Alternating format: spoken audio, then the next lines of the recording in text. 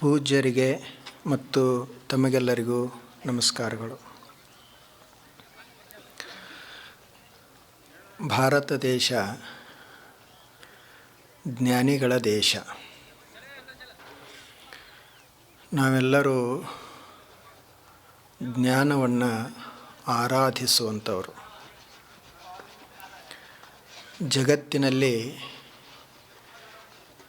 ಎಲ್ಲ ದೇಶಗಳಲ್ಲಿ ಇನ್ನೂ ಕತ್ತಲೆ ಇರುವಾಗ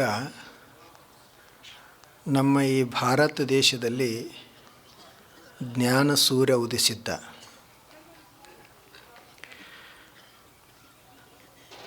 ಆದ್ದರಿಂದಲೇ ಭಾರತೀಯರು ಜ್ಞಾನವನ್ನು ಜಗತ್ತಿಗೆ ಕೊಟ್ಟವರು ಮತ್ತು ಕೊಡುತ್ತಿರುವವರು. ಎಷ್ಟು ಜನ ಋಷಿ ಮುನಿಗಳು, ಸಾಧು ಸಂತರು, ಅನುಭಾವಿಗಳು ಎಲ್ಲ ಕಾಲಕ್ಕೂ ಆಗಿ ಹೋದರು. ಋಷಿ ಮುನಿಗಳ ನಂತರ ಬುದ್ಧ, ಮಹಾವೀರರು ಬಂದರು. ಅವರು ಸಹಿತ ತಮ್ಮ ಜೀವನದ ತುಂಬ ಎಲ್ಲ ಜ್ಞಾನವನ್ನು ಹರಿವಿದರು. ಅವರ ನಂತರ ಶಂಕರಾಚಾರ್ಯರು, ರಾಮಾನುಜಾಚಾರ್ಯರು, ಮಧ್ವಾಚಾರ್ಯರಂಥ ಶ್ರೇಷ್ಠ ಆಚಾರ್ಯರು ಬಂದರು. ಲಕ್ಷಾಂತರ ಸಾವಿರಾರು ಎಲ್ಲ ಜನರಿಗೆ ಜ್ಞಾನವನ್ನು ತುಂಬಿದರು, ಭಕ್ತಿಯನ್ನು ಕಲಿಸಿದರು. ಆ ಬಳಿಕ ಬಸವಣ್ಣವರು, ಅಲ್ಲಮ್ಮ ಪ್ರಭುದೇವರು, ಸಿದ್ದರಾಮೇಶ್ವರರು, ಅಕ್ಕ ಮಹಾದೇವಿ ಅಂತ ನೂರಾರು ಜನ ಶರಣರು ಬಂದರು. ದಾಸರು, ದಾರ್ಶನಿಕರು, ಸಂತ ಮಹಂತರು ಎಷ್ಟು ಜನ ಎಲ್ಲರೂ ಬಂದರು. ಅವರೆಲ್ಲ ಭಾರತದ ಜ್ಞಾನವನ್ನು ಹೆಚ್ಚಿಸುವಂಥ ಕೆಲಸವನ್ನು ಮಾಡಿದರು. ಈಗಲೂ ಸಹಿತ ಈ ಆಧುನಿಕ ಕಾಲದಲ್ಲಿಯೂ ಸಹಿತ ಭಾರತ ಜ್ಞಾನದಲ್ಲಿ ಏನು ಕಡಿಮಿಲ್ಲ. ಹೊರಗೇನೋ ಸ್ವಲ್ಪ ಭೌತಿಕವಾಗಿ ನಾವು ಬಡವರಂಗ ಕಾಣ್ತಿರಬಹುದು, ಆದರೆ ಜ್ಞಾನದಲ್ಲಿ ಮಾತ್ರ ಭಾರತೀಯರು ಜಗತ್ತಿನಲ್ಲೇ ಶ್ರೇಷ್ಠರದಾರ. ಈಗಲೂ ಸಹಿತ ಜಗತ್ತಿಗೆ ಮಾರ್ಗದರ್ಶನ ಮಾಡುವಂಥ ಸಾಮರ್ಥ್ಯ ಭಾರತೀಯರಲ್ಲಿ ಅದ. ಆದ್ದರಿಂದ ಭಾರತೀಯರು ಜ್ಞಾನವನ್ನು ಪ್ರೀತಿಸುವವರು. ಆ ಜ್ಞಾನ ನಮ್ಮ ಮನುಷ್ಯ ಜೀವನಕ್ಕೆ ಬಹಳ ಅವಶ್ಯಕ. 12ನೇ ಶತಮಾನದಲ್ಲಿ ಒಬ್ಬರು ಶರಣರಾಗಿ ಹೋದರು. ಅವರ ಹೆಸರು ಜೇಡರ ದಾಸಿಮಾರ್ಯರು. ಅವರು ಹೇಳ್ತಾರೆ, ದೇವರಿಗೆ ಕೇಳ್ಕೊಳ್ತಾರೆ. ಅವರು ನನಗೇನು ಕೊಡು ಅಂತ ಕೇಳ್ಕೊಂಡ್ರು ಅಂದ್ರೆ, ನೋಡ್ರಿ ಅವ್ರದ್ದು ಎಂಥದ್ದಿರಬೇಕು. ಅವರು ನೇಯುವಂಥ ಕೆಲಸ ಮಾಡುವವರು, ಬಟ್ಟೆ ನೇಯುವವರು. ಅವರೇನು ಶ್ರೀಮಂತರಿರಲಿಲ್ಲ, ಆದರೆ ಅವರಿಗೆ ಆ ಕಡೆ ಲಕ್ಷ್ಯ ಇರಲಿಲ್ಲ. ಅವರು ದೇವ್ರಿಗೆ ಏನು ಕೇಳ್ಕೊಂಡ್ರು ಅಂದ್ರೆ, ಕರಿಯ ನಿತ್ತಡೆ ವಲ್ಲೆ, ಶಿರಿಯ ನಿತ್ತಡೆ ವಲ್ಲೆ, ಹಿರಿದಪ್ಪ ರಾಜ್ಯವನ್ನಿತ್ತಡೆಯೂ ವಲ್ಲೆ, ನಿಮ್ಮ ಶರಣರ ಸೂಳ್ ನುಡಿ ಒಂದರಗಳಿಗೆ ಎತ್ತಡೆ, ನಿಮ್ಮನೇ ಇತ್ತೆ ಕಾಣ ರಾಮನಾಥ ಅಂತ ಹೇಳಿದರು. ನನಗೆ ಆನೆ ಕೊಟ್ಟರು ಬೇಡ, ಅಂಬಾರಿ ಇದ್ದರೂ ಬೇಡ, ನೀನು ರಾಜ್ಯವನ್ನು ಕೊಡ್ತನಂದ್ರೂ ಬೇಡ. ನನಗೆ ಏನು ಕೊಡು ಅಂತಂದರೆ ಶರಣರದ ಒಂದು ಸೂಳ್ ನುಡಿಯನ್ನು ಕೊಡು ಅಂತ. ನೋಡ್ರಿ, ಆ ಒಂದು ಸೂಳ್ ನುಡಿ, ಒಂದು ವಚನ, ಒಂದು ಮಾತು ಎಷ್ಟು ಮಹತ್ವದ. ಒಂದು ರಾಜ್ಯ ಒಂದು ಕಡೆ, ಒಂದು ಮಾತ ಒಂದು ಕಡೆ. ಆ ಒಂದು ಜ್ಞಾನದ ಮಾತಿಗೆ ಇಡೀ ಸಾಮ್ರಾಜ್ಯನೇ ಸಮ ಬರುವುದಿಲ್ಲ ಅಂತ ಅವ್ರ ದೃಷ್ಟಿಯಲ್ಲಿ. ಇಡೀ ಸಂಪತ್ತೆಲ್ಲ ಒಂದು ಕಡೆ, ಈ ಜ್ಞಾನದ ಮಾತು ಒಂದು ಕಡೆ. ಅವರು ಕೊನೆಗೆ ನೀವು ಒಂದು ಜ್ಞಾನದ ಮಾತವನ್ನು ನಮಗೆ ಕೊಟ್ರಿ ಅಂದರೆ ಸ್ವತಃ ನೀವೇ ನಮಗೆ ಸಿಕ್ಕಂಗ, ದೇವರೇ ನಮಗೆ ಸಿಕ್ಕಂಗ ಅಂತ. ಒಂದು ಮಾತು ಮತ್ತು ದೇವರು ಇವು ಎರಡೂ ಬೇರೆ ಬೇರೆ ಅಲ್ಲ. ಆ ಮಾತೇ ನಮಗೆ ದೇವರನ್ನು ತೋರಿಸುತ್ತದೆ. ಅದಕ್ಕೆ ಆ ಮಾತುಗಳಿಗೇ ಮಂತ್ರ ಅಂತ ಕರೆದರು. ಮಹಾರಾಷ್ಟ್ರದಲ್ಲಿ ಅವುಗಳಿಗೆ ಅಭಂಗ ಅಂತ ಕರೆದರು. ಅವು ಭಂಗ ಇಲ್ಲ, ಅವುಗಳಲ್ಲಿ ಕೊರತೆ ಇಲ್ಲ. ಉಳಿದ ಎಲ್ಲ ವಸ್ತುಗಳ ಭಂಗ ಆಗಿ ಹೋಗ್ತಾವೆ, ಆದರೆ ಆ ಮಾತುಗಳು ಅಭಂಗ. ಅವು ಮನುಷ್ಯನ ಮನಸ್ಸನ್ನು ಬೆಳಗಿಸುವಂಥ ಕಾರ್ಯವನ್ನು ಮಾಡ್ತಾವೆ. ನೋಡ್ರಿ, ಈಗೊಂದು ಸಣ್ಣ ದೀಪ ಎಷ್ಟು ದೊಡ್ಡ ಕೆಲಸ ಮಾಡ್ತದೆ. ಎಷ್ಟು ವರ್ಷದ ಕತ್ಲಿ ತುಂಬಿರಲಿ, ಎಂಥ ದೊಡ್ಡ ಕಗ್ಗತ್ತಲೆ ಅಮಾವಾಸ್ಯೆ ಕತ್ಲಿನ ಇರಲಿ, ಆದರೆ ಒಂದು ಸಣ್ಣ ದೀಪ ಹಚ್ಚಿದ್ದೀವಿ ಅಂದರೆ ಕತ್ತಲಿ ತನ್ನಿಂದ ತಾನೇ ದೂರ ಆಗ್ತದೆ. ಕತ್ತಲೆಯನ್ನು ಕಳಿಬೇಕಂತ ಹೇಳಿ ಏನು ಪ್ರಯತ್ನ ಮಾಡಿದ್ರೂ ಏನು ಕತ್ತಲೆ ಹೋಗೋದಿಲ್ಲ. ಆದರೆ ದೀಪ ಹಚ್ಚಿದ ಮಾತ್ರಕ್ಕೆ ಕತ್ತಲೆ ಅಲ್ಲಿ ನಿಲ್ಲುವುದನೇ ಇಲ್ಲ. ಹಾಗೆ ನಮ್ಮ ಮನಸ್ಸಿನಲ್ಲಿ ಅಜ್ಞಾನ ಅನ್ನುವಂಥ ಕತ್ತಲೆ ತುಂಬೇದಲ್ಲ, ಆ ಕತ್ತಲೆಯನ್ನು ತೆಗಿಬೇಕಾದ್ರೆ ಏನು ಬೇರೆ ಹೊರಗಿನ ಪ್ರಯತ್ನ ಮಾಡಿದ್ರೆ ಅದು ಹೋಗುವುದಿಲ್ಲ. ಅಲ್ಲಿ ಒಂದು ಜ್ಞಾನದ ಮಾತನ್ನುವಂಥ ಜ್ಯೋತಿಯನ್ನು ಹೊತ್ತಿಸಬೇಕಾಗ್ಯದ. ಯಾವಾಗ ಅದು ಬೆಳಗಲಿಕ್ಕೆ ಶುರು ಮಾಡ್ತದೆ ಆವಾಗ ಅಲ್ಲಿ ಅಜ್ಞಾನ ಉಳಿಯುವುದಿಲ್ಲ. ಅದಕ್ಕೆ ಮಾತೆಂಬುದು ಜ್ಯೋತಿರ್ಲಿಂಗ ಅಂತ ಶರಣರು ಹೇಳಿದರು. ಮಾತದು ಸಾಮಾನ್ಯ ಅಲ್ಲ, ಜ್ಯೋತಿರ್ಲಿಂಗ. ಹೆಂಗೆ ಜ್ಯೋತಿರ್ಲಿಂಗಗಳದಾವಲ್ಲ, ಹಾಗೆ ಮಾತನ್ನುವುದನ್ನೇ ಒಂದು ಜ್ಯೋತಿರ್ಲಿಂಗ. ಹೇಗೆ ಜ್ಯೋತಿರ್ಲಿಂಗಗಳ ದರ್ಶನ ಮಾಡಿದ್ರೆ ಪುಣ್ಯ ಸಿಗ್ತೈತಿ ಅಂತ ಹೇಳ್ತೀವಲ್ಲ, ಎಲ್ಲ ಪಾಪ ಹೋಗ್ತದ ಪುಣ್ಯ ದೊರೀತದ ಅಂತ ಹೇಳ್ತೀವಲ್ಲ, ನಿಜವಾದ ಜ್ಯೋತಿರ್ಲಿಂಗ ಅಂದರೆ ಯಾವುದು ಅಂದ್ರೆ, ಈಗೇನು ನಾವು ಶರಣರ, ಸಂತರ, ಮುನಿಗಳ, ದಾಸರ ಮಾತುಗಳನ್ನು ಕೇಳ್ತೀವಲ್ಲ, ಇದೇ ಜ್ಯೋತಿರ್ದರ್ಶನ, ಜ್ಯೋತಿರ್ಲಿಂಗ ದರ್ಶನ ಅಂತ. ಅದಕ್ಕೆ ಅವರು ಅಷ್ಟು ಮಹತ್ವವನ್ನು ಕೊಟ್ಟರು. ಆ ಮಾತುಗಳು ಎಷ್ಟು ಮಹತ್ವದ ಅದಾವೆ. ಅದಕ್ಕೆ ಸುಭಾಷಿತಕಾರರು ಸಹಿತ ಹೇಳಿದರು, ನೋಡು ಮನುಷ್ಯನಿಗೆ ಏನು ಬೇಕು ಜೀವನದೊಳಗೆ, ಅವನ ಜೀವನ ಏನಿದ್ರೆ ಶ್ರೀಮಂತ ಆಗ್ತದ ಅಂತ ಹೇಳ್ತಾರೆ ಅವರು. ಏನೂ ಬಹಳ ಬೇಕಾಗುವುದಿಲ್ಲ. ಏನಿರಬೇಕಂತ, ಈ ಭೂಮಿ ಮೇಲೆ ಅವು ಮೂರೇ ರತ್ನಗಳದಾವು, ಆ 3 ರತ್ನಗಳು ಇದ್ರೆ ಸಾಕು. ಅವು ಯಾವುವು ಅಂತಂದ್ರೆ, ಪೃಥಿವ್ಯಾಂ 3 ರತ್ನಾನಿ, ಜಲಮನ್ನಂ ಸುಭಾಷಿತಂ, ಮೂಢೈ ಪಾಷಾಣಖಂಡೇಶು ರತ್ನ ಸಂಜ್ಞಾ ವಿಧೀಯತೆ. ಈ ಪೃಥ್ವಿಯ ಮೇಲೆ 3 ರತ್ನಗಳದಾವೆ. ಅವು ಯಾವುವು ಅಂದ್ರೆ, ಜಲಂ ಅಂದರೆ ನೀರು, ಅನ್ನಂ ಅನ್ನ, ಮತ್ತು 3ನೇದು ಸುಭಾಷಿತ. ಸುಭಾಷಿತ ಅಂದರೆ ಒಳ್ಳೆಯ ಮಾತು, ಶರಣರ ಒಂದು ವಚನ. ಇವೇ 3 ರತ್ನಗಳು.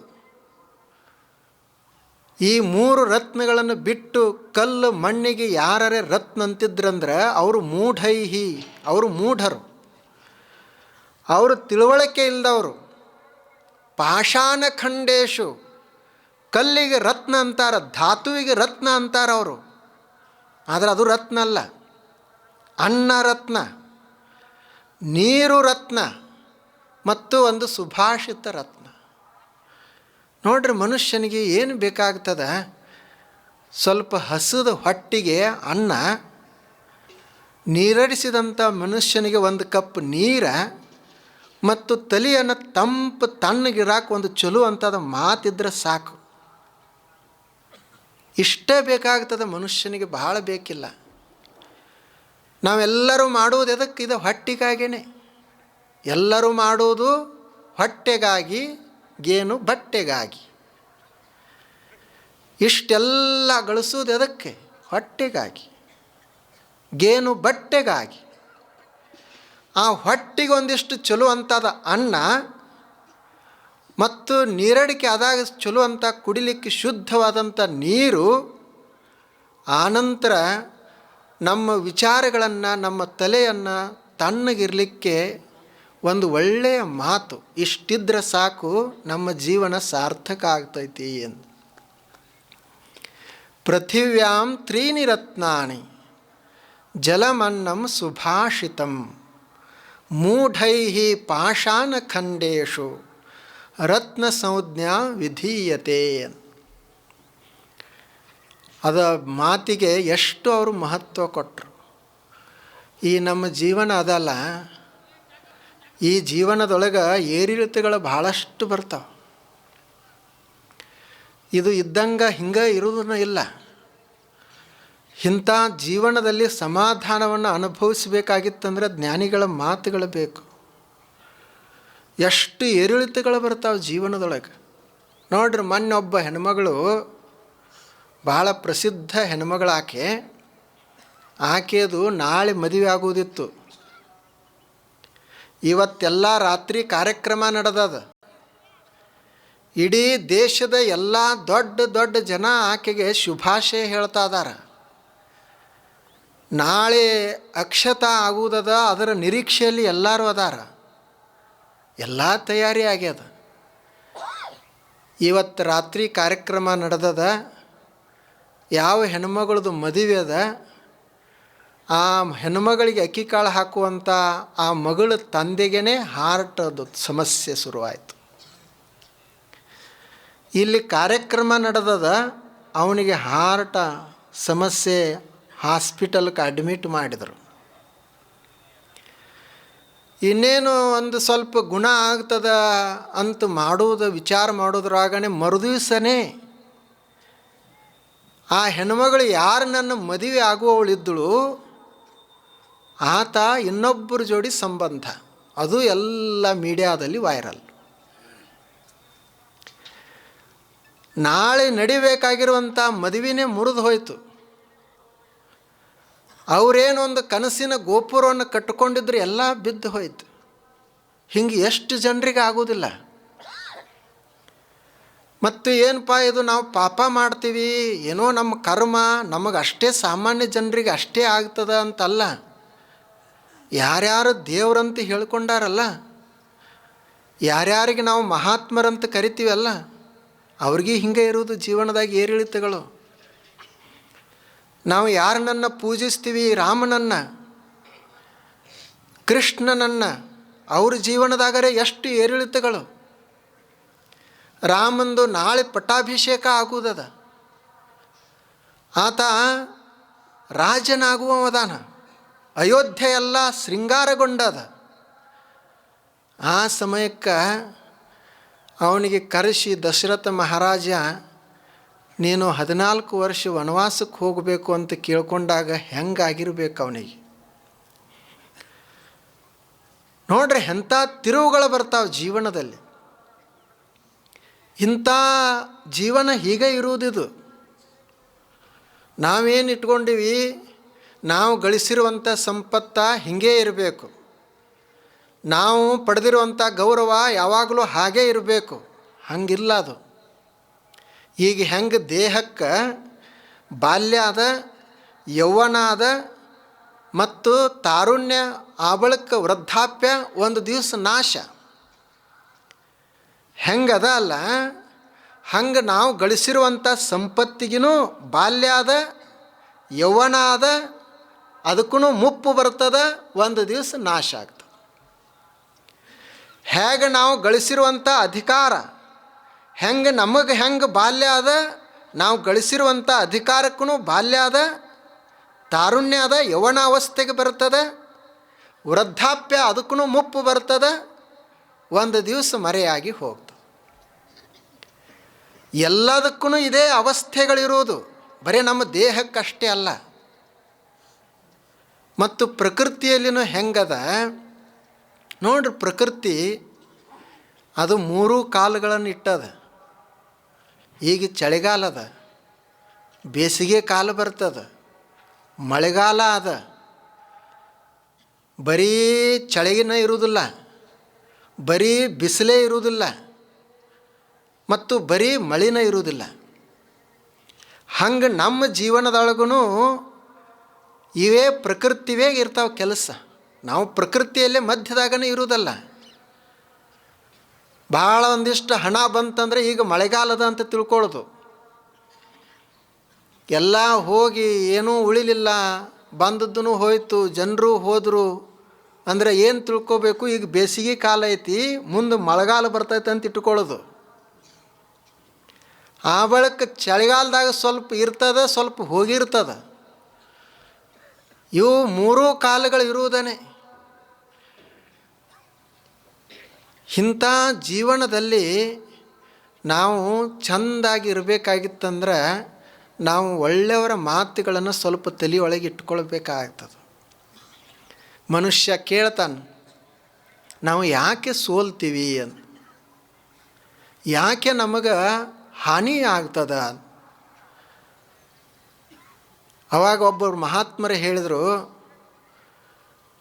ಈತ ಮಹಾತ್ಮರಿಗೆ ಭೇಟಿಯಾಗಿ ಕೇಳ್ತಿದ್ದ, ನಾನು ಏನೂ ತಪ್ಪ ಮಾಡಿಲ್ಲ, ನನ್ನಲ್ಲಿ ಎಲ್ಲ ಸಾಮರ್ಥ್ಯ ಅದ, ಆದರೂ ನಾನು ಯಾಕೆ ಸೋಲ್ತೀನಿ ಅಂತ, ನನಗೆ ಯಾಕೆ ಹಾನಿ ಆಗ್ತದ, ನಾ ಅಷ್ಟು ಹುಷಾರದನಿ, ಆದರೂ ನನಗೆ ಯಾಕೆ ಹಾನಿ ಆಗ್ತದ.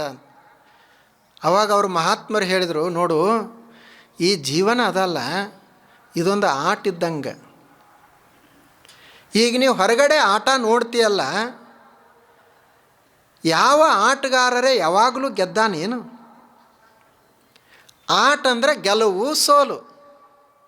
ಯಾರೇ ಆಡಲಿ, ಒಂದು ಸಲ ಸೋಲ್ತಾನೆ, ಇನ್ನೊಂದು ಸಲ ಗೆಲ್ತಾನೆ. ಹಾಗೆ ಜೀವನ ಅನ್ನುವಂಥ ಆಟದಲ್ಲಿನೂ ಒಮ್ಮೆ ಸೋಲು, ಒಮ್ಮೆ ಗೆಲುವು. ಅದು ನಮ್ಮ ದೋಷದಿಂದ ಸೋತೀವಂತಲ್ಲ, ಈ ಆಟದ ನಿಯಮನ ಹಂಗದ. ಎಷ್ಟೋ ಸಲ ನಮಗೆ ಗೊತ್ತಿರ್ತದೆ ಇದನ್ನು ಮಾಡಬಾರ್ದಂತ ತಿಳಿದು, ಆದರೂ ಅದನ್ನು ಮಾಡ್ತೀವಿ. ಯಾಕೆಂದ್ರೆ ಹಂಗೆ ಪ್ರಕೃತಿ ನಿಯಮನೇ ಅದ.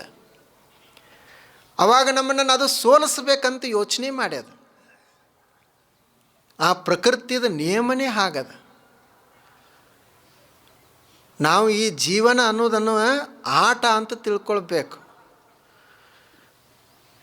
ಈ ಸಲ ನಾವು ಮತ್ತೆ ಸೋತೀವಿ, ಮತ್ತೆ ಗೆಲ್ತೀವಿ, ಗೆದ್ದವ್ರು ಮತ್ತೊಂದಿಷ್ಟು ಸೋಲ್ತಾರ ಅಂತ ತಲೆಯಾಗಿರಬೇಕು. ಅದನ್ನು ನಾವು ಕಲಿತುಕೊಳ್ಬೇಕಾಗ್ತದೆ. ಇಂಥ ಮಾತುಗಳನ್ನೆಲ್ಲ ಜ್ಞಾನಿಗಳು ಹೇಳಿದರು. ಅವರಿಗೆ ನಾವು ಗುರುಗಳು, ಜ್ಞಾನಿಗಳು, ಮಹಾತ್ಮರಂತ ಕರೆಯೋದು. ಅವರು ನಮ್ಮನ್ನು ಪರಿವರ್ತನೆ ಮಾಡ್ತಾರೆ. ಅವರ ಮಾತುಗಳು ನಮ್ಮ ಜೀವನವನ್ನು ಬದಲಾಯಿಸ್ತಾವೆ. ಬೇರೆ ಯಾರು ಬದಲಾಯಿಸುವುದಿಲ್ಲ, ನಾವು ಬದಲಾಗಬೇಕಾಗ್ಯದ. ನಾವು ಬದಲಾಗಲಾರ್ದ ಬೇರೆ ಏನೂ ಆಗುವುದಿಲ್ಲ. ಈಗ ನೀವು ಯಾರ ಹತ್ತಿರ ಕೇಳಕ್ಕೆ ಹೋಗ್ತೀರಿ, ಮನೆಯೊಳಗೆ ಮಕ್ಕಳು ದೊಡ್ಡವಾಗಿರ್ತಾವೆ, ಮದುವೆ ಆಗ್ತಿರೋದಿಲ್ಲ. ಮಕ್ಕಳು ಬಹಳ ಕಲ್ತಿರ್ತಾರೆ, ನೌಕರಿ ಆಗೋದಿಲ್ಲ. ಏನೋ ವ್ಯಾಪಾರ ಮಾಡ್ತೀವಿ, ವ್ಯಾಪಾರದಾಗ ಬರೀ ನುಕ್ಸಾನನೇ ಆಗ್ತಿರ್ತದೆ. ಹೀಗಾದಾಗ ಶಾನ್ಯಾರ ಹತ್ತಿರ ಕೇಳಲಿಕ್ಕೆ ಹೋಗೋಣಂತ ಹೋಗ್ತಾರೆ. ಅವ್ರು ಏನು ಹೇಳ್ತಾರೆ, ನೋಡಪ್ಪ, ನಿನಗೀಗ ಗುರು ಬಲ ಇಲ್ಲ, ಈಗ ಸ್ವಲ್ಪ ಶನಿ ಕಾಡಾಟ ಐತಿ ಅಂತ ಹೇಳ್ತಾರೆ. ಅವಾಗ ನೀವು ಏನು ಕೇಳ್ತೀರಿ, ಆಯ್ತು ರೀ, ನಮಗೀಗ ಗುರು ಬಲ ಇಲ್ಲ, ಶನಿ ಕಾಡಾಟ ಐತಿ, ಮತ್ತು ಅದಕ್ಕೆ ಏನು ಮಾಡಬೇಕು? ಶನಿ ಕಾಡಾಟ ಐತಿ ಅಂದರೆ ಏನು ಶನಿ ಹತ್ತಿರ ಹೋಗು, ನನಗೆ ಅದಕ್ಕೆ ಕಾಡಾಕತ್ತಿದೆ ಅಂತ ಕೇಳಾಕ? ಗುರು ಬಲ ಇಲ್ಲ ಅಂದರೆ ಗುರುವಿನ ಹತ್ತಿರ ಹೋಗೋದದೇನು, ಯಾಕಪ್ಪ ನನಗೆ ನೀ ಬಲ ಕೊಡ್ತಾ ಇಲ್ಲ ಅಂಥೇಳಿ. ಅವರೇ ಕಾಡಾಟ ಹೇಳೋರು ಏನಂತಾರ, ನೋಡು, ಜಪ ಮಾಡು, ಸ್ವಲ್ಪ ದಿವಸ ಶಾಂತಿ ಇರು, ಸ್ವಲ್ಪ ದಿವಸ ಯಾರಿಗೂ ಏನೂ ಅನ್ನಕ್ಕೆ ಹೋಗಬೇಡ, ಹಿಂಗೆ ತೀರ್ಥ ಕ್ಷೇತ್ರಕ್ಕೆ ಹೋಗಿ ಬಾ, ಆ ಬಳಿಕ ಸ್ವಲ್ಪ ದಿನದಾಗ ಚಲೋ ಆಗ್ತೈತಿ ಅಂತಾರೆ. ಅಂದರೆ ಏನಾಯ್ತ ಇದರ ಅರ್ಥ? ಜಪ ಮಾಡೋದು ಯಾರು? ನಾವೇ ಮಾಡಬೇಕಲ್ಲ. ಸುಧಾರಣೆ ಯಾರಲ್ಲಿ ಆಯಿತು? ಗುರುವಿನಲ್ಲಿ ಆಗಲಿಲ್ಲ, ನಮ್ಮಲ್ಲಿ ಸುಧಾರಣೆ ಆಯ್ತಲ್ಲ. ಶನಿಯಲ್ಲಿ ನಾವು ಏನು ಶನಿಗೇನು ಮಾಡಲಿಲ್ಲ, ನಾವು ಬದಲು ಮಾಡ್ಕೊಂಡಿವಿ. ಮಾತಾಡೋದು ಕಡಿಮೆ ಮಾಡಿದೀವಿ, ಭಾಳ ಚಿಂತೆ ಮಾಡೋದು ಕಡಿಮೆ ಮಾಡಿದೀವಿ, ತಣ್ಣಗೆ ಶಾಂತ ಉಳಿದೀವಿ, ದೇವಸ್ಥಾನಕ್ಕೆ ಹೋದೀವಿ, ಮಂತ್ರ ಮಾಡಿದೀವಿ, ಜಪ ಮಾಡಿದೀವಿ. ಯಾರಿಗೆ ಮಾಡಿದ್ವಿ? ನಮಗೇ ಮಾಡ್ಕೊಂಡಿವಿ. ಅಂದರೆ ಇದು ಏನು ತೋರಿಸ್ತಂದ್ರೆ, you will change, world will be change. ನೀವು ಬದಲಾದ್ರಿ ಅಂದ್ರೆ ಜಗತ್ತು ಬದಲಾಗ್ತದೆ. ನಾವು ಬದಲಾದೀವಿ ಅಂದರೆ ಜಗತ್ತು ಬದಲಾಗ್ತದೆ. ನಮ್ಮನ್ನು ಬದಲು ಮಾಡುವಂಥ ಕೆಲಸ ಜ್ಞಾನಿಗಳು ಅವರ ಮಾತುಗಳು ಮಾಡ್ತಾವೆ. ನಾವು ಸುಮ್ಮನೆ ಹೊರಗೆ ಹುಡ್ಕಾಡ್ಕೋಂತ ಹೋಗ್ತೀವಿ, ಎಲ್ಲೋ ಸಮಸ್ಯೆ ಅಲ್ಲಿ ಐತಿ, ನಮಗೆ ಸುಖ ಅಲ್ಲಿ ಸಿಗ್ತದ ಅಂತ ಹೇಳಿ ನಾವು ಹುಡ್ಕಾಡ್ತಾ ಹೋಗ್ತೀವಿ. ಅದು ಒಂದು ಕಸ್ತೂರಿ ಮೃಗ, ಕವಿಯ ಒಂದು ಕಲ್ಪನೆ ಅದ, ಹೆಂಗೆ ಕಾಮಧೇನು ಅಂತದಲ್ಲ ಹಂಗೆ ಒಂದು ಕಸ್ತೂರಿ ಮೃಗ. ಕಸ್ತೂರಿ ಭಾಳ ಸುವಾಸಿತ ಇರ್ತದೆ. ಅದು ಹೀಗೆ ಕಸ್ತೂರಿ ಮೃಗ ಹೊಂಟಿತು ಅಂದರೆ ಎಲ್ಲ ಕಡೆ ವಾಸನೆ ಬರ್ತದೆ. ಆವಾಗ ಈ ಕಸ್ತೂರಿ ಮೃಗ ವಾಸನೆ ಎಲ್ಲಿಂದ ಬರ್ತದೆ ಆ ಕಡೆ ಹೋಗ್ಲಿಕ್ಕೆ ಶುರು ಮಾಡ್ತದೆ. ಆ ಕಡೆ ಹೋಗ್ತದ ಅಲ್ಲಿಯೂ ವಾಸನೆ, ಈ ಕಡೆ ಹೋಗ್ತದ ಅಲ್ಲಿಯೂ ವಾಸನೆ, ಎಲ್ಲರೇ ಐತಿ ನೋಡ್ಬೇಕಂತ ಹೊರಡ್ತದ. ಹುಡುಕಾಡ್ತದ, ವಾಸನೆಯ ಸ್ಥಳನ ಅದಕ್ಕೆ ಸಿಗೋದಿಲ್ಲ. ಅವಾಗ ಅದು ಏನಪ್ಪ ಇದು ಎಲ್ಲಿಂದರೆ ಬರ್ತದಂತ ಯೋಚಿಸ್ತದ. ಅದು ಎಲ್ಲಿಂದ ಬರ್ತಿರ್ತದ ಅಂದ್ರೆ ಬೇರೆ ಹೊರಗಿನಿಂದ ಬರೋದಿಲ್ಲ. ಕಸ್ತೂರಿ ಆ ಮೃಗದ ನಾಭಿಯಿಂದ ಹೊಕ್ಕಳದಿಂದನೇ ಬರ್ತಿರ್ತದೆ. ಅದಕ್ಕೆ ಕಸ್ತೂರಿ ಮೃಗ ಅಂತ ಕರೀತಾರೆ. ಹೊರಗಿಲ್ಲ, ಅದು ಸುವಾಸನೆ ಹೊರಗಡೆ ಇಲ್ಲ, ಕಸ್ತೂರಿ ಹೊರಗಡೆ ಇಲ್ಲ, ನಮ್ಮ ಒಳಗಡೆನೇ ಅದ. ಹೇಗೆ ಆ ಜಿಂಕೆ ಮೃಗದಲ್ಲಿ ನಾಭಿಯಲ್ಲೇ ಕಸ್ತೂರಿ ಅದ, ಹಾಗೆ ನೆಮ್ಮದಿ ಅನ್ನೋದು, ಶಾಂತಿ ಅನ್ನೋದು ಹೊರಗಡೆ ಇಲ್ಲ, ನಮ್ಮ ಒಳಗಡೆನೇ ಅದ. ಸುಮ್ಮನೆ ನಾವು ಹೊರಗಡೆ ಹುಡುಕಾಡ್ತಾ ಇದೆ. ನಾವು ಬದಲಾಗಬೇಕು, ನಮ್ಮಲ್ಲೇ ನಾವು ಹುಡುಕಾಡಬೇಕು. ಮತ್ತು ಏನದ ಅಂತಂದರೆ, ಏನರೇ ನಮಗೆ ತೊಂದರೆ ಆಯಿತು, ಹಾಳಾದೀವಿ ಅಂದರೆ ಬೇರೆಯವರ ನಮ್ಮನ್ನು ಹಾಳು ಮಾಡ್ತಾರಂತ ನಾವು ತಲೆಯಾಗ ಹಾಕ್ಕೊಳ್ಬಾರ್ದು. ಬೇರೆಯವರು ಮಾಡೋದಿಲ್ಲ. ಅದು ಕಟ್ಟಿಗೆಗೆ ಕಾವು ಮೂಲ ಅಂತ ಹೇಳ್ತಾರೆ. ಈಗಿನ ಕಟ್ಟಿಗೆ ಕಡಿಯೋರೆಲ್ಲರೂ ಮಷೀನ್ಲೆ ಕಟ್ಟಿಗೆ ಕಡಿತಾರೆ. ಆದರೆ ಆವಾಗ ಒಂದು ಗಿಡ ಕಡಿಬೇಕಾದ್ರೆ ಎದರಿಂದ ಕಡಿತಿದ್ರು? ಕೊಡ್ಲಿಲ್ಲೇ ಕಡಿತಾರೆ. ಆ ಕೊಡ್ಲೇನು ಒಂದು ಮುಂದೆ ಇರ್ತದಲ್ಲ, ಅದರಲ್ಲಿ ಒಂದರಲ್ಲೇನೂ ಕಡಿಯೋದಿಲ್ಲ. ಆ ಕೊಡ್ಲಿಗೆ ಒಂದು ಕಾವು ಹಾಕಿರ್ತಾರೆ. ಆ ಕಾವು ಇತ್ತಂದ್ರೇ ಅದು ಗಿಡ ಕಡ್ಲಿಕ್ಕೆ ಬರ್ತದೆ. ಅದಕ್ಕೆ ಏನು ಹೇಳಿದ್ರು ಅವರು, ಕಟ್ಟಿಗೆಗೆ ಕೊಡ್ಲಿ ಮೂಲ, ಕಾವು ಮೂಲ. ಹಂಗೆ ನನ್ನಲ್ಲೇ ದೋಷಗಳಿದ್ದು ಅಂದ್ರೆ ಆ ದೋಷಗಳೇ ನನ್ನನ್ನೇ ಕೊಲ್ತಾವೆ. ನಮ್ಮವರನ್ನೇ ಅವ್ರ ಕಡೆ ಸೇರಿದ್ರಂದ್ರೆ ನಮ್ಮನ್ನು ನಾಶ ಮಾಡ್ತಾರೆ. ಹೆಂಗದ ಅಲ್ಲ, ಹಂಗೆ ನಮ್ಮಲ್ಲೇ ದೋಷಗಳಿದ್ದು ಅಂದರೆ ನಾವು ನಾಶ ಆಗ್ತೀವಿ. ಬೇರೆಯವರು ಯಾರು ನಮಗೆ ಕಾರಣ ಆಗೋದಿಲ್ಲ. ನಮ್ಮದು ಆರೋಗ್ಯ ಚಲೋ ಇತ್ತು ಅಂತಂದರೆ ನೋಡ್ರಿ, ಎಷ್ಟು ನೀರು ಕುಡಿದ್ರೂ ಏನೂ ಆಗೋದಿಲ್ಲ. ನಮ್ಮದ ತಾಕತ್ತೆಲ್ಲ ಹೋಯ್ತು ಅಂತಂದ್ರೆ ಒಂದು ಗುಟ್ಟಕ್ಕೆ ನೀರು ಕುಡಿದ್ರಾಗನೇ ಕೊನೆ ಗುಟ್ಟಕ್ಕೆ ಅದೇ ಮುಗೀತು. ಇನ್ನು ಹೊಂಟಾನ ಒಂದು ಗುಟ್ಟಕ್ಕೆ ನೀರು ಹಾಕ್ರಿ ಅಂತ ಹೇಳಿ ಆ ನೀರು ಹಾಕಿ ಕಳಿಸಿಬಿಡ್ತಾರೆ, ಮುಗೀತು. ಮೊದಲೆಲ್ಲ ಗುಡ್ಡ ಹತ್ತುತ್ತೀನಿ ತಾಕತ್ತಿದ್ದಾಗ ಇದೇನು ಬೆಟ್ಟ ಅಂತ ಎಲ್ಲ ಹತ್ತುತ್ತಾನೆ ಮನುಷ್ಯ. ಆದರೆ ಒಂದು ದಿವಸ ಎಲ್ಲ ತಾಕತ್ತು ಹೋಗಿತ್ತಂದ್ರೆ ಒಂದು ಸಣ್ಣ ಕಲ್ಲಿಗೆ ಎಡವಿ ಬಿದ್ದು ಮುಗೀತು. ಒಂದು ಸಣ್ಣದ ಕಲ್ಲ. ಮೊದಲು ಅವನು ಚಲೋ ಇದ್ದಾಗ ಗುಡ್ಡ ಹತ್ಯಾನ, ಈಗ ಒಂದು ಸಣ್ಣದೊಂದು ಕಲ್ಲು ಅವನನ್ನು ಕೆಡವಿ ಮುಗಿಸ್ತದೆ. ಮೊದಲು ಮೈಯಾಗ ತಾಕತ್ತಿರುವಾಗ ನೋಡಬೇಕೆಲ್ಲ ಕಬ್ಬಿನ ಅದು ಈಗ ಮಡಿಚಿಬಿಡ್ತಾನೆ, ಅಷ್ಟು ತಾಕತ್ತ. ಆದರೆ ಏನು ಮಾಡೋದು, ತಾನೇ ಅಶಕ್ತ ಆದ ಅಂದರೆ ಒಂದು ಸಣ್ಣದೊಂದು ಪಿನ್ ಚುಚ್ಚಿತಂದ್ರೆ, ಚಪ್ಪಲ್ದೊಂದು ಗುಂಡಿ ಚುಚ್ಚಿತಂದ್ರೆ ಇನ್ಫೆಕ್ಷನ್ ಆಗ್ತದೆ. ಅವಾಗ ಬಟ್ಟು ತೆಗೆದು ಕಾಲು ತೆಗೆದು ಅಂತ ಹೇಳಿ ಮಾಡ್ತಾರೆ. ನಮ್ಮಲ್ಲೇ ದೋಷಗಳು ಬಂದು ಅಂತಂದರೆ ಅದು ಎಲ್ಲ ಪ್ರಭಾವ ಬೀರ್ತದೆ.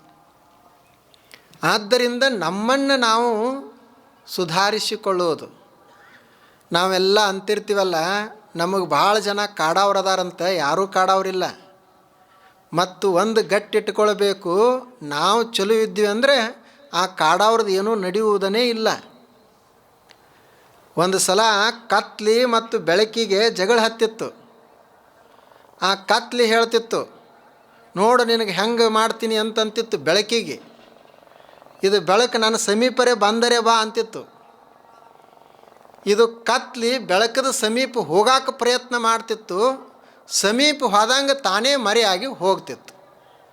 ಹಾಗೆ ಒಳ್ಳೆಯವರಿಗೆ ಕೆಟ್ಟವ್ರು ಎಷ್ಟೇ ದೊಡ್ಡವರಿರಲಿ, ನಾವು ಚಲೋ ಇದ್ದೀವಿ ಅಂದರೆ ನಮ್ಮ ಸಮೀಪ ಅವ್ರು ಬಂದ್ರಂದ್ರೆ ಅವರ ಮರೆಯಾಗಿ ಹೋಗ್ಬೇಕು. ನಮಗೇನಾಗುವುದಿಲ್ಲ. ನಾವು ಸುಧಾರಣೆ ಆಗಬೇಕು. ಹೊರಗಿಂದೆಲ್ಲ ಇರಲಿ ಅದು. ಈಗ ನೋಡ್ರಿ, ರೈತರು ಬೆಳೆಯನ್ನು ಬೆಳೀತಾರೆ. ನಮ್ಮ ರೈತರೆಲ್ಲ ಅವರು ತತ್ವಜ್ಞಾನಿಗಳೇ. ಅವರು ಭಾಳ ಅದ್ಭುತ ತತ್ವಜ್ಞಾನ ಕಲ್ತಿರ್ತಾರೆ. ಅವ್ರಿಗೇನು ಶಾಸ್ತ್ರ ಗೊತ್ತಿರೋದಿಲ್ಲ, ಆದರೆ ಅದ್ರ ಜೋಡಿ ತತ್ವಜ್ಞಾನ ಇರ್ತದೆ.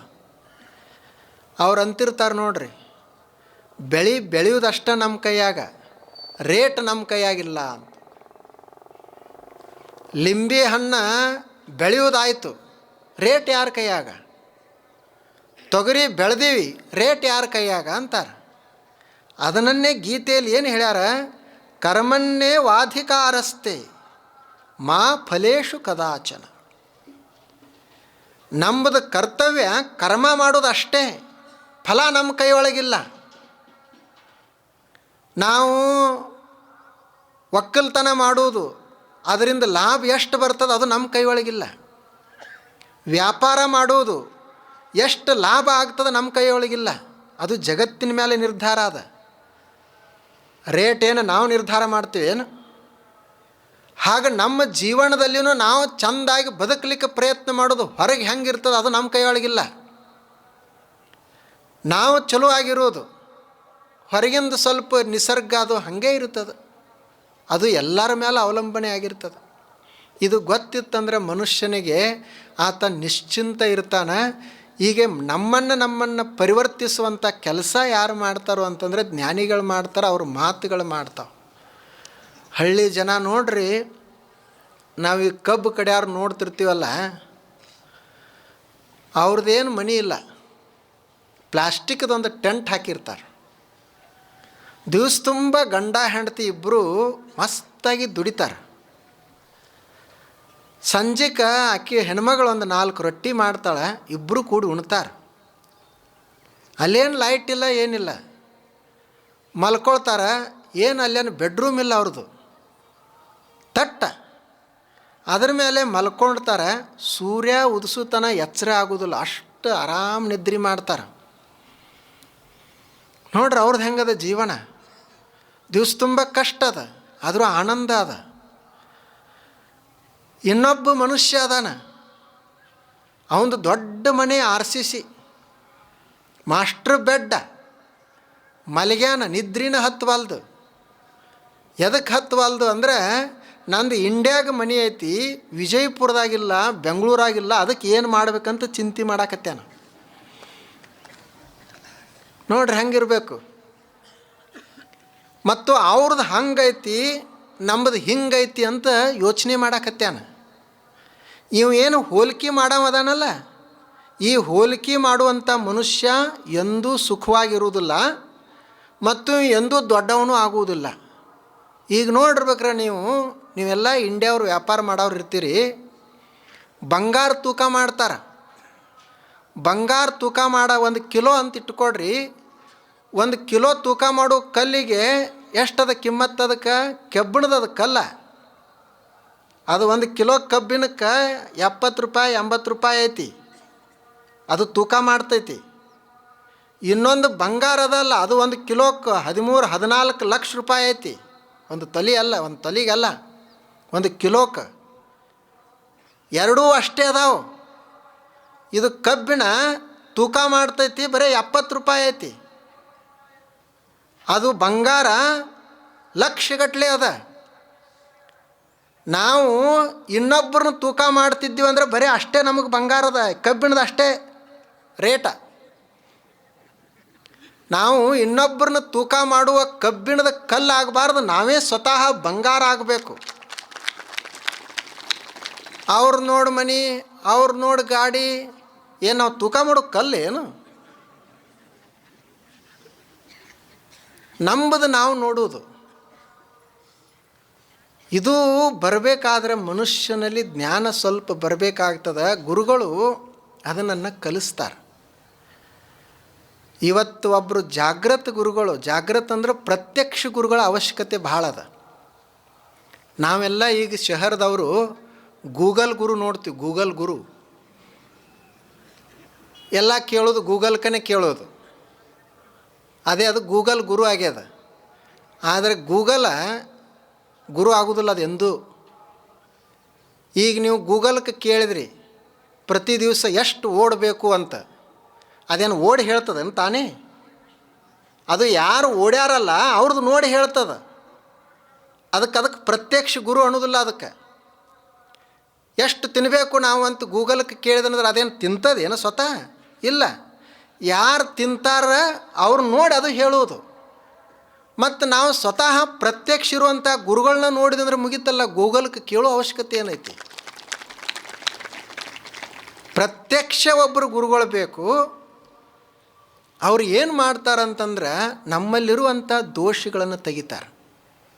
ಈಗ ಇಲ್ಲೊಂದು ದೀಪ ಹಚ್ಚಿಟ್ಟಾರ, ಅದಕ್ಕೆ ಎಣ್ಣೆ ಹಾಕಿ ಬತ್ತಿ ಇಟ್ಟು ಅದನ್ನು ಬೆಳಗುವಂಗೆ ಮಾಡ್ಯಾರ. ಬೆಳಗ್ತಾ ಅದ, ಅದು ಚೆಂದಾಗಿ ಬೆಳಗಬೇಕು.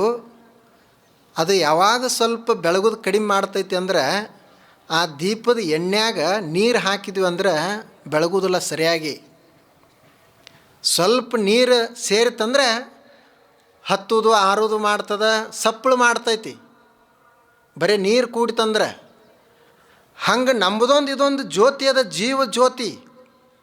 ಮನಸ್ಸು ಅನ್ನೋದು ಎಣ್ಣೆ ಅದ.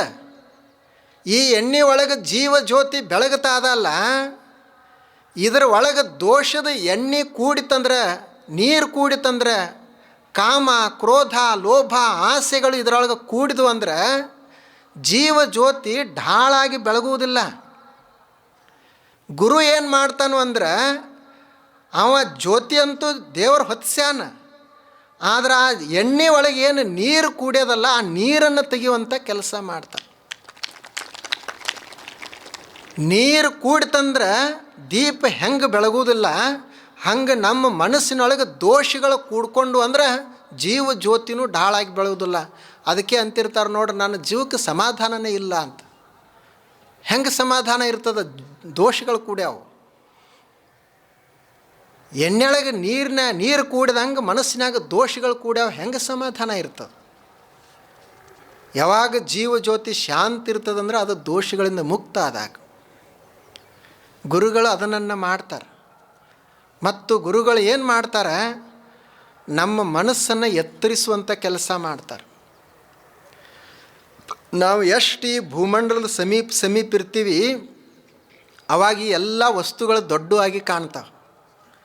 ಅದೇ ನಾವು ಸ್ವಲ್ಪ ಆಕಾಶದೊಳಗೆ ಮ್ಯಾಲೆ ಹೋದಿವಿ ಅಂದ್ರೆ, ನೀವು ವಿಮಾನದಾಗ ಅದು ಹೊರಟಾಗ ನೋಡ್ರಿ, ನಿಮ್ಮದು ಮನೆ ಹೊಲ ಎಲ್ಲ ದೊಡ್ಡ ದೊಡ್ಡ ಕಟ್ಟಡ ಸಣ್ಣ ಕಾಣ್ತಾವೆ. ಕೆಳಗೆ ಬಂದ್ರಂದ್ರೆ ದೊಡ್ಡ ಮನೆ, 100 ಅಂತಸ್ತದ ಮನೆ ಸಹಿತ ಆಕಾಶದೊಳಗೆ ಇಷ್ಟೇ ಸಣ್ಣದು ಕಾಣ್ತದೆ. ಹಂಗೆ ನಮ್ಮ ಮನಸ್ಸು ಬರೀ ಇಲ್ಲೇ ಕೆಳಗಡೆ ಇತ್ತು ಅಂದ್ರೆ ಸಣ್ಣ ಸಣ್ಣ ಸಂಗತಿಗಳನ್ನೇ ದೊಡ್ಡವಾಗಿ ಕಾಣ್ತಾವೆ. ನಮ್ಮ ಮನಸ್ಸು ಸ್ವಲ್ಪ ಆಕಾಶದಷ್ಟು ಎತ್ತರ ಆಗಿತ್ತಂದ್ರೆ ಎಂಥ ದೊಡ್ಡ ಸಹಿತ ಸಣ್ಣನೇ ಕಾಣ್ತಾವೆ. ನಮಗೆ ಯಾಕೆ ಈಗ ಭೂಮಿ ಭಾಳ ದೊಡ್ಡದಾಗೈತಿ? ನಮಗೆ ಯಾಕೆ ನಮ್ಮ ಮನಿನ ಭಾಳ ದೊಡ್ಡದು ಅನ್ನಿಸ್ತದ? ಇಲ್ಲೇ ಅದೇವಿ, ಮ್ಯಾಲೆ ಹೋಗಿ ನೋಡಿಲ್ಲ.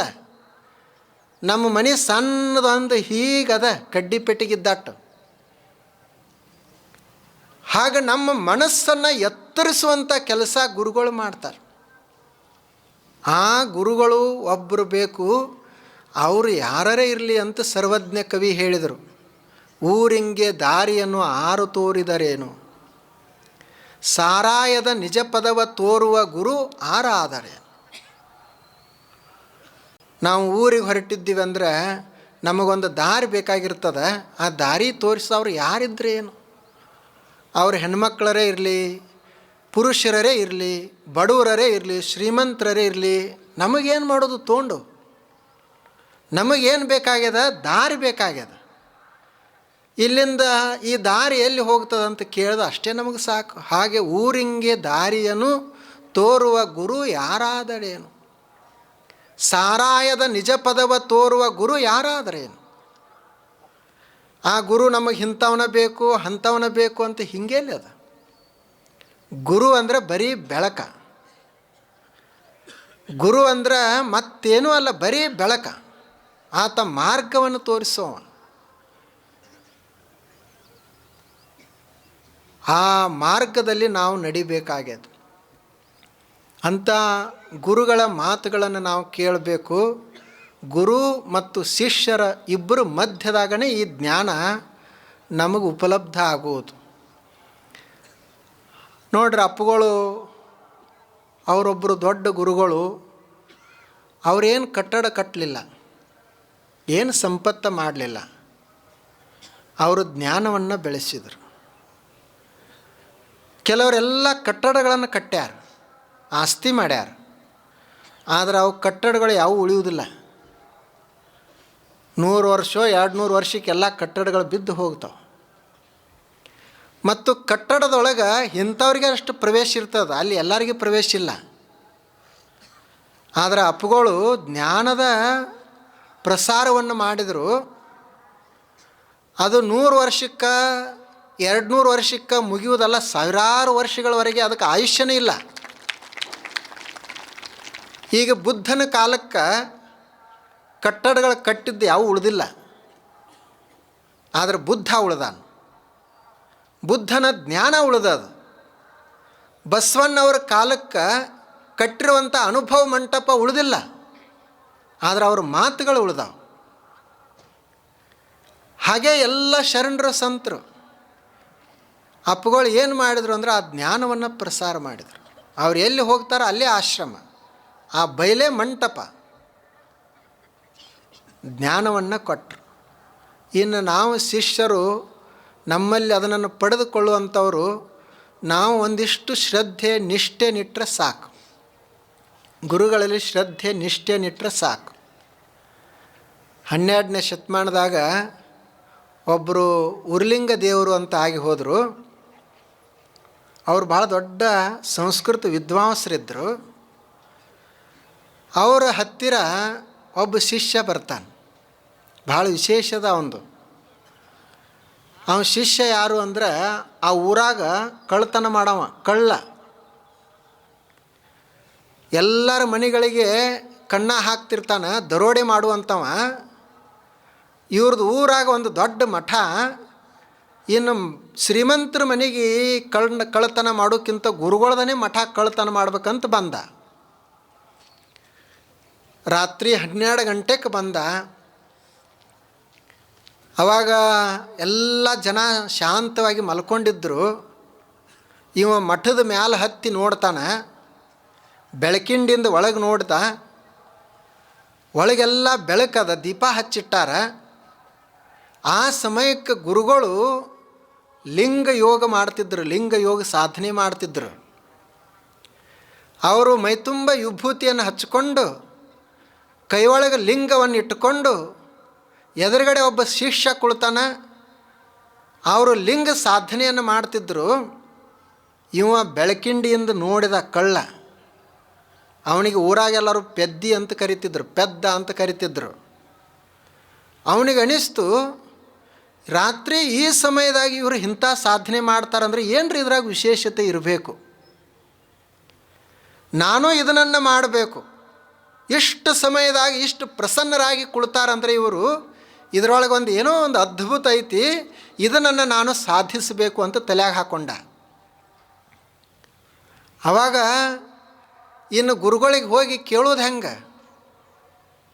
ಮೊದಲೇ ಇವು ಊರಾಗ ಕಳ್ಳ. ಅದಕ್ಕೆ ಏನು ಮಾಡ್ತಿದ್ದ, ಪ್ರತಿ ದಿವಸ ಮಠಕ್ಕೆ ಬರುವವ, ನಸಿಕಿನ್ಯಾಗ ಬರವ, ಮಠದ ಆವರಣ ಎಲ್ಲ ಕಸ ಗೂಡಿಸವ. ಆ ಬಳಿಕ ಗುರುಗಳಿಗೆ ನೀರು ಕಾಸಿ ಇಡುವವ. ಆದರೂ ಸಹಿತ ಹೇಳ್ಕೊಳ್ತಿದ್ದಿಲ್ಲ, ನಾನೇ ಕಸ ಗೂಡಿಸ್ತಾ ಇದ್ದಾನೆ, ನಾನೇ ನೀರು ಕಾಸ್ತಾ ಇದ್ದಾನೆ ಅಂತ ಹೇಳ್ಕೊಳ್ತಿರ್ಲಿಲ್ಲ. ಹೀಗೇ ವರ್ಷಗಳು ಹಾದು. ಗುರುಗಳಿಗೂ ಆಶ್ಚರ್ಯ, ಯಾರ ಇಷ್ಟೆಲ್ಲ ಸ್ವಚ್ಛ ಮಾಡ್ತಾ ಇದಾರ, ಯಾರು ನೀರು ಕಾಸಿಡ್ತಾರ ಅಂತ ಅವ್ರಿಗೆ ಕುತೂಹಲ. ಒಂದು ಸಲ ಅವರು ಬೆಳಗ್ಗೆ ಬೇಗ ಎದ್ದು ನೋಡ್ತಾರ, ಇವ ಪೆದ್ದ ಎಲ್ಲ ಮಾಡ್ತಿದ್ದ. ಅವಾಗ ಅವರು ಕೇಳಿದ್ರೆ, ಏಕಪ್ಪ ಇದನ್ನೆಲ್ಲ ಮಾಡಕತ್ತಿದಿ ಅಂತಂದರು. ಅವಾಗ ಇವ ಹೇಳ್ದ, ಏನಿಲ್ಲ, ನಾನು ನಿಮ್ಮ ಶಿಷ್ಯ ಆಗಬೇಕಂತ ಮಾಡೇನಿ, ಮತ್ತು ನೀವೇನು ಅದು ಲಿಂಗದ ಸಾಧನೆ ಮಾಡ್ತೀರಲ್ಲ, ಅದನ್ನು ನಾನೂ ಮಾಡಬೇಕಂತ ಮಾಡೇನಿ, ಅದನ್ನು ನೀವು ಕೊಡಬೇಕು ಅಂತಂದ. ಅವ್ರ ಗುರುಗಳು, ಅದು ಅಷ್ಟು ಸುಲಭವಾಗಿ ಸಿಗೋದಿಲ್ಲ, ನೀವು ಸೇವಾ ಮಾಡ್ಕೊತಿರು, ನೋಡೋಣ ಮುಂದೆ ಅಂದರು. ಇವ ಹಂಗೆ ಮಾಡವ. ಮಧ್ಯದಾಗ ಅವಾಗೊಮ್ಮೆ ಇವಾಗೊಮ್ಮೆ ಯಾವಾಗ ಕೊಡ್ತೀರಿ ಅಂತ ಕೇಳವ. ಮುಂದೆ ನೋಡೋನು ಅಂತ ಹೇಳವ್ರು ಇವರು. ಹೀಗೆ ಅನೇಕ ವರ್ಷಗಳು ಹೋದ ನಂತರ ಅವನಿಗೆ ತಡ್ಕೊಳ್ಳೋದಾಗಲಿಲ್ಲ. ಒಂದು ದಿವಸ ಗುರುಗಳು ಕೂತಿದ್ರು, ಬಂದ. ಅವಾಗ ಹೇಳ್ದ, ಎಂದರೆ ಕೊಡ್ತೀರಿ ಹೇಳ್ರಿ, 1 ವರ್ಷರ ಅಂತ ಹೇಳ್ರಿ, 2 ವರ್ಷರ ಅಂತ ಹೇಳ್ರಿ, ಬರೀ ಮುಂದೆ ನೋಡೋನು ಎಷ್ಟು ದಿವಸ ಇದು? ಅವಾಗ ಅವ್ರ ಗುರುಗಳು, ಇವ ಪೆದ್ದದಾನ, ಇವನಿಗೇನು ಗೊತ್ತಾಗ್ತದ, ಕೊಡ್ತನ್ ತೋ ಅಂತ ಹೇಳಿ ಅಲ್ಲೇ ಒಂದು ಕಲ್ಲು ಬಿದ್ದಿತ್ತು. ಆ ಕಲ್ಲು ಅವನ ಕಡೆ ಕೊಟ್ಟು ಘೇ ದಗಡ ಜಾ ಅಂತಂದರು. ಅವಾಗ ಅವ್ರು ನಾಂದೇಡ್ ಕಡೆ ಇದ್ದರು ಶರಣರು, ಅವ್ರಿಗೆ ಮರಾಠಿ ಬರ್ತಿತ್ತು. ಘೇ ದಗಡ ಜಾ ಅಂತಂದರು. ಅವ ಪೆದ್ದ ಪಾಪ, ಅವನಿಗೇನು ಗೊತ್ತ? ಅವ ಇದ ಲಿಂಗ ಅಂತ ತಿಳ್ಕೊಂಡ ಕಲ್ಲ. ಮತ್ತು ಏನು ಘೇ ದಗಡ ಜಾ ಅಂತಂದ್ರಲ್ಲ, ಅದೇ ಮಂತ್ರ ಅಂತ ತಿಳ್ಕೊಂಡ. ಶಿವ ಎನ್ನುವ ಮಂತ್ರ ಅಲ್ಲ, ನಮೋ ನಾರಾಯಣ ಮಂತ್ರ ಅಲ್ಲ, ಒಂದು ಘೇ ದಗಡ ಜಾ, ಇದೇ ಮಂತ್ರ, ಕಲ್ತುಗ ಹೋಗಂತಂದ್ರು. ಅದನ್ನೇ ಮಾಡುವವ ಸಾಧನೆ ಹಿಂಗೆ ಮಾಡಿದಂತ ಬರದಾರವರು. ಮುಂದೆ ಅವರು ಉರ್ಲಿಂಗ ದೇವರು ತಮ್ಮ ಮಠಕ್ಕೆ ಪೀಠಾಧಿಕಾರಿಯನ್ನಾಗಿ ಮಾಡಬೇಕಲ್ಲ, ಯಾರು ನನ್ನ ಪೀಠಾಧಿಕಾರಿ ಮಾಡಿದ್ರಂದ್ರೆ ಈ ಕಳ್ಳನನ್ನೇ ಮುಂದೆ ಪೀಠಾಧಿಕಾರಿ ಮಾಡಿದ್ರಂತ. ಅವರು ಗುರುಗಳು ದೊಡ್ಡ ಸಂಸ್ಕೃತ ವಿದ್ವಾಂಸರು, ಇವನು ಅಷ್ಟೇ ಸಾಧನೆಯನ್ನು ಸಾಧಿಸಿದ. ನೋಡ್ರಿ ಒಂದು ನಿಷ್ಠಾ ಹೆಂಗಿರಬೇಕು. ಇದಕ್ಕೆ ಶ್ರದ್ಧಾ ನಿಷ್ಠಾ ಅಂತ ಕರೀತಾರೆ. ನಮಗೆ ಗುರುಗಳು ಯಾವುದರ ಒಂದು ಮಂತ್ರ ಕೊಟ್ರಂದ್ರೆ ಇದರಿಂದ ಆಗ್ತದೋ ಮತ್ತೊಂದು ಯಾವುದರಿಂದ ಆಗ್ತದೋ. ಸಂಶೇಶ್ವರು ಇವ್ರು ಇಂಥದ್ದು ಕೊಟ್ಟಾರ, ಮತ್ತೊಬ್ಬರ ಕಡೆ ಹೋಗೋಣ, ಅವ್ರು ನೋಡೋಣ ಎಂಥದ್ದು ಕೊಡ್ತಾರಂತ. ಇವರು ಸಾಧನೆ ಮಾಡೋರಲ್ಲ, ಗುರುಗಳನ್ನ ಪರೀಕ್ಷೆ ಮಾಡೋರು. ಅವನಿಗೆ ಪಾಪ ಏನೂ ಗೊತ್ತಿಲ್ಲ, ಘೇ ದಗಡ ಜಾ ಅಂತಂದ್ರು ಅದೇ ಮಂತ್ರ ಅಂತ ತಿಳ್ಕೊಂಡ. ಮಂತ್ರ ಬಹಳ ಮುಖ್ಯ ಅಲ್ಲ, ದೇವತೆ ನಾವು ಯಾವುದು ಪೂಜಾ ಮಾಡ್ತೀವೋ ಅದು ಬಹಳ ಮುಖ್ಯ ಅಲ್ಲ, ನಮ್ಮಲ್ಲಿ ಶ್ರದ್ಧೆ ಅದ ಇಲ್ಲೋ ಅನ್ನೋದು ಬಹಳ ಮುಖ್ಯ. ಶ್ರದ್ಧೆ ಇರಲಿಲ್ಲ, ನಿಷ್ಠಾ ಇರಲಿಲ್ಲ ಅಂದರೆ ಓಂ ನಮಃ ಶಿವಾಯನೂ ಏನೂ ಕೆಲಸ ಮಾಡೋಂಗಿಲ್ಲ. ಮತ್ತು ಶಿವ ಅವ್ರೇನು ಸಾಕ್ಷಾತ್ ದೇವರು ಬಂದರೂ ಏನೂ ಕೆಲಸ ಮಾಡೋಂಗಿಲ್ಲ. ಶ್ರದ್ಧಾ ಇತ್ತಂದ್ರೆ ಇದೇ ಮಂತ್ರ. ನೋಡ್ರಿ, ಒಂದು ಘೇ ದಗಡ ಸಹ ಇದು ಮಂತ್ರ ಆಯಿತು, ಅವನ ಮಂತ್ರ ಇದು. ಇಂಥದ್ದೇನ್ರಿ ಅದನ್ನು ಇತಿಹಾಸದೊಳಗೆ ಇದು ಶಿಷ್ಯನಲ್ಲಿ ಇರಬೇಕಾಗಿರುವಂಥದ್ದು. ಶಿಷ್ಯಂದು ಬರೀ ಸಮರ್ಪಣ. ಕಾರ್ಪಣ್ಯ ದೋಷೋಪಹತ ಸ್ವಭಾವ ಪೃಚ್ಛಾಮಿ ತ್ವಾಂ ಧರ್ಮ ಸಮ್ಮೂಢಚೇತಾ ಯಚ್ಛ್ರೇಯಸ್ಯಾನ್ ನಿಶ್ಚಿತಂ ಬ್ರೂಹಿ ತನ್ಮೇ ಶಿಷ್ಯಸ್ತೇಹಂ ಶಾಧಿಮಾಂ ತ್ವಾಂ ಪ್ರಪನ್ನಂ. ಅರ್ಜುನ ಶ್ರೀಕೃಷ್ಣನಿಗೆ ಹೇಳ್ತಾರೆ, ನೀನು ನನ್ನನ್ನು ನಿಮ್ಮ ಶಿಷ್ಯ ಅಂತ ಸ್ವೀಕಾರ ಮಾಡ್ರಿ. ಶಿಷ್ಯಸ್ತೇಹಂ, ನಾನು ನಿಮ್ಮ ಶಿಷ್ಯ. ನನಗೆ ಈ ಪ್ರಪಂಚದೊಳಗೆ ಭಾಳಷ್ಟು ನೋವಾಗ್ಯದ. ಕಾರ್ಪಣ್ಯ ದೋಷೋಪಹತ ಸ್ವಭಾವ, ಭಾಳ ಖಿನ್ನನಾಗೇನಿ, ಹತಾಶನಾಗೇನಿ. ಈಗ ನೀವೇ ನನಗೆ ಶ್ರೇಯಸ್ಸನ್ನು ತೋರಿಸಬೇಕು. ನಿಮಗೆ ಗೊತ್ತದ ಯಾವುದು ಒಳ್ಳೆಯದು ಯಾವುದು ಕೆಟ್ಟದ್ದು ಅಂತ. ಆದ್ದರಿಂದ ನೀವು ನನ್ನನ್ನು ಶಿಷ್ಯನನ್ನಾಗಿ ಸ್ವೀಕರಿಸ್ರಿ ಅಂತ ಸಮರ್ಪಣನಾದ. ಆವಾಗ ಕೃಷ್ಣ ಎಲ್ಲ ಹೇಳಲಿಕ್ಕೆ ಶುರು ಮಾಡಿದ. ಶಿಷ್ಯನ ಲಕ್ಷಣ ಏನು ಅಂದರೆ ಇದು ಮುಖ್ಯವಾದದ್ದು ಸಮರ್ಪಣ. ಮತ್ತು ಅದರ ಜೊತೆಗೆ ಆತ ಎಂದೂ ಸೋಲನ್ನು ಒಪ್ಪಿಕೊಳ್ಬಾರದು. ಒಬ್ಬ ಸಾಧಕಿದ್ದ, 1000 ಸಲ ಸೋತಿದ್ದ, ಯಶಸ್ವಿ ಆಗಿರಲಿಲ್ಲ, ಕೈ ಕಟ್ಕೊಂಡು ಕುಳಿತಿದ್ದ. ಅವಾಗ ಒಬ್ಬರು ಭೇಟಿ ಆದರು, ಏನಾಯ್ತಪ್ಪ ಹಿಂಗೆ ಕೂತದೆ ಅಂದ್ರೆ, ಏನು ಮಾಡೋದ್ರಿ, ಇಂಥದ್ದೊಂದು ಕೆಲಸ ಮಾಡ್ತಿದ್ದೆ, ಈಗ 1000 ಸಲ ಸೋತನಿ ಆದರೂ ಯಶಸ್ವಿ ಆಗಿಲ್ಲ, ಏನು ಮಾಡೋದು ಅಂತಂದ. ಆವಾಗ ಅವ್ರು ಹೇಳಿದರು, ನೀ ಈಗ ಕೈ ಕಟ್ಕೊಂಡು ಕುಳಿತೆ ಅಂದ್ರೆ ಸೋತವಾಗ್ತಿ. ಒಂದು ವೇಳೆ ನೀನು ಮತ್ತೆ ಮಾಡಲಿಕ್ಕೆ ಶುರು ಮಾಡಿದಿ ಅಂದ್ರೆ 1000 ಸಲ ಅದು ನನ್ನನ್ನು ಸೋಲಿಸ್ಲಿಕ್ಕೆ ಬಂತು, ನಾ ಮಾತ್ರ ಸೋಲಿಲ್ಲ, 1001ನೇ ಸಲ ನಾ ಮತ್ತೆ ಪ್ರಯತ್ನ ಮಾಡಕತ್ತೇನೆ ಅಂತ ನಿಂದು ಹೆಸರು ಬರ್ತದೆ. ಅದಕ್ಕೆ ಸೋಲ್ಬೇಡ ಅಂತ ಹೇಳಿದರು. ಅವನಿಗೆ ಸಾಧಕ ಅಂತಾರೆ, ಶಿಷ್ಯ ಅಂತಾರೆ. ಇಂಥ ಗುರು ಮತ್ತು ಶಿಷ್ಯರ ಮಧ್ಯದಲ್ಲಿ ಜ್ಞಾನ ಶುರು ಆಗ್ತದೆ. ಆ ಜ್ಞಾನವನ್ನು ನೋಡೋಣ. ಮತ್ತೆ ನಾಳೆ ಬನ್ನಿ. ನಮಸ್ಕಾರ.